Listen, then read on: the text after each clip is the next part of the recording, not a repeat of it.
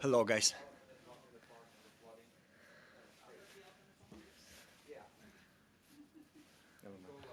Well, now you never know.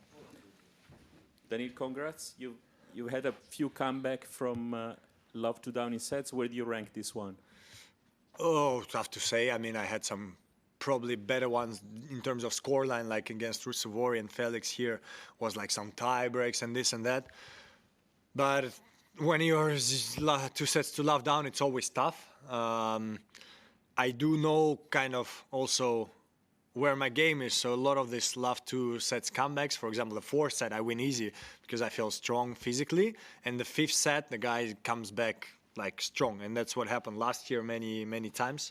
I lost all the matches, having a breakup, coming back from 2 sets to love down. So I'm happy that I managed to stay strong, not let this get into my head, and finish the match, because again, what happened in the best doesn't matter. Happens today is the most important. Congratulations. I was talking to a few players, Stan Wawrinka, who has a really good record in best of 5, better than his record in best of 3, about some of the things that make that, and he was saying there are parts of best of 5 that's almost more relaxing sometimes, so you don't have to immediately, if you lose a set or go down a break, whatever, have to panic, and there's more time to be relaxed. And I'm wondering if you feel similar about the format sometimes after a match like this, where you had a lot of rope to still catch yourself in this match and turn it around. Yeah, I mean, it depends, because I see what he means. And at the same time, then when you're 2 sets to love down, I mean, it's better because you still have a chance. Then you lost a match if it's better out of 3. But it's such a long road that I don't know if you're like relaxed, because you're like, if I lose.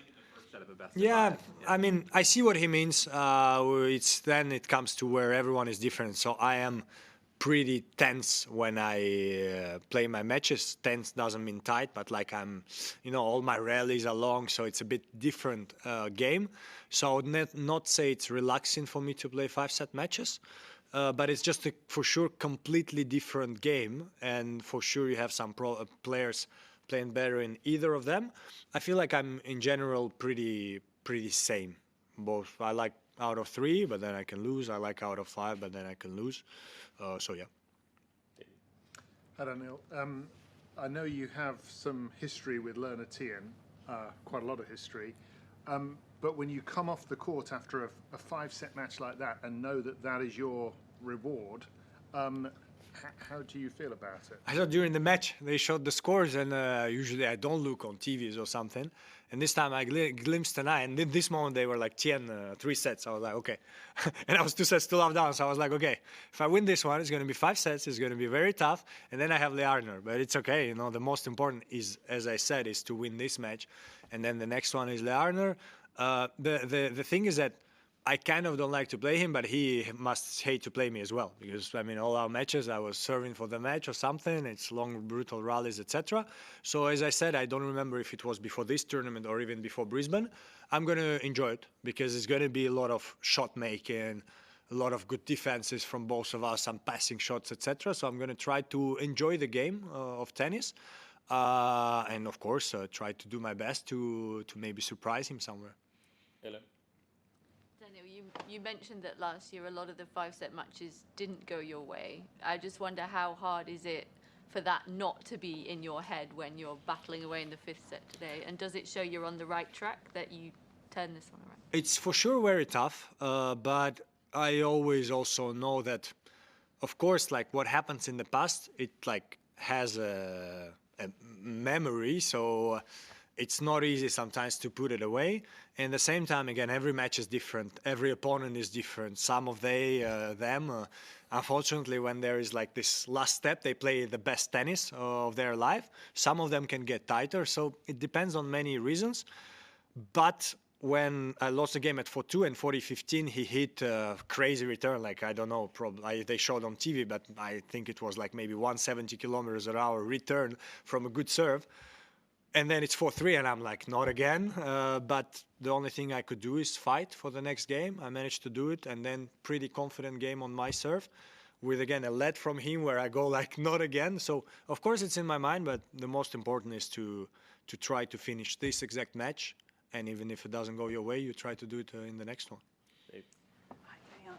tomorrow's supposed to be incredibly hot. I'm sure you're probably relieved not to have to play a match in that condition, but how does a forecast like that impact your day off, your practice schedule, and all that?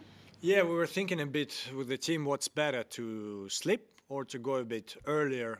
Decided to sleep, so I will practice in the heat. Then worst case, if it's like too hot, we can always go indoors, which I would prefer outdoors. So we try outdoors, we see how it goes. Of course, not easy for the guys to play, but that's what happens in Australia, and not only. So it depends also the humidity, I guess. So it's going to be interesting to watch on TV, what can I say? And let's see how the guys cope up.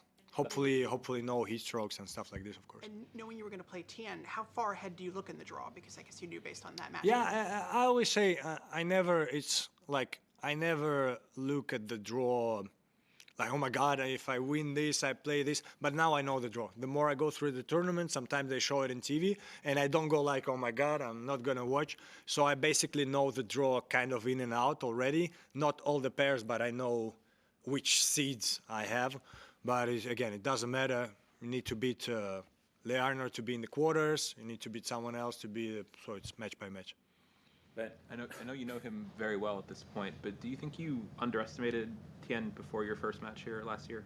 Probably, because I mean he was coming from qualis, and yes, I knew he's a young guy who's going to progress, but he finished the year maybe not top 30, but very close, maybe even top 30, with a title, especially. So for sure, I would probably, especially like before our match in Australia, I would not say that he would do this in already last year. And even probably after our match, I would not say this because it's a long road. He then, now, no underestimation. He's an amazing player, doing big things, big future. And you never know what happens. But again, in 2 days, no underestimation, just try to win. Nada from Serbian Radio Belgrade. Congratulations on the win. Thank you. Last year, there were some changes in your tennis life and your private life. You brought a new coach. So what is like the new that brought to your tennis routine? And also congratulations on your second daughter, your youngest supporters. What's the difference like in the term of your time spending with them or tennis? Is it anything different now? Yeah, with two is definitely tougher than with one because already like, it's funny, but whenever I talk to some of my friends who has kids, everyone goes like, okay, but when we didn't have kids, what were we doing? Like literally, like what were we doing? And when you don't have kids, you're like, I don't have much time. Tennis takes a lot. Sometimes when you have two kids, you're like, when I had no kids, I must have been bored. I mean, you have so much free time. But that's, you know, it's a lot of fun. And of course, it kind of, even talked about this with my coach, he has two as well. When you lose a tough match, of course, it's going to stay in your head. And I mean, I had a rough year last year, but when you come back home, you have two daughters. It's such a good feeling, and you're like, you know what? Okay, I will try to do better next time, but whatever. At least I'm home earlier or something like this. So you will always try to find positives. And in terms of the tennis team, the new team, we have a lot of fun. It works great. We are working hard, trying our best. So far, really happy with everything. Last two. On the heat, are the players confident the right protocols are in place to look after them if it gets too hot? I mean, you cannot do much, but especially with this heat, I would say on big courts, they're probably going to close the roof. But for example, I'm a little bit, let's say, going too far. But so when you come on a big court, the sun is very high, around 12. And then you have the things that move when you come in, so they give you shade. The problem is that unless you put like 10 towels on your bags, they get so hot because the thing is off for people to see the match. So I think maybe there is tiny bit of things to do there. So because what happens is when you sit on whatever you touch around is brutally hot, and you have like just 40 seconds on the chair, so you don't have 20 seconds to look around. So maybe a little bit there, but look, we sometimes play in these conditions, and some guys retire, some guys cramp. It's going to happen again, not only in Australia. So let's see what happens tomorrow. Last one, Doug. Yeah, so last year when you played Lerner, Daniil, obviously he surprised you, but you've had the opportunity to play him 2 more times. So I'm just wondering, what is it about his game over the course of the times you've played him that you really respect? I would say it's going to sound a little bit easy, but the baseline game, because his serve, even if for sure he's going to improve and he can serve well, but it's not like Mpeci Pericard serve, so you can return it. And with all this being so young, so not yet experienced on tour, he made top 30 last year, and it's unbelievable because he can play really, really good from the baseline. And as I say, let's put it this way: I didn't enjoy our matches last year in terms of like how tough it was, and he beat me 2 times in the brutal matches, but I beat him last time. And so now I know who he is, I know how he plays, he knows how I play, so we kind of pretty much know what we're going to do already, and I'm going to really try to enjoy playing against a very strong opponent that is probably going to be very good in the future. Thank you. Thank you.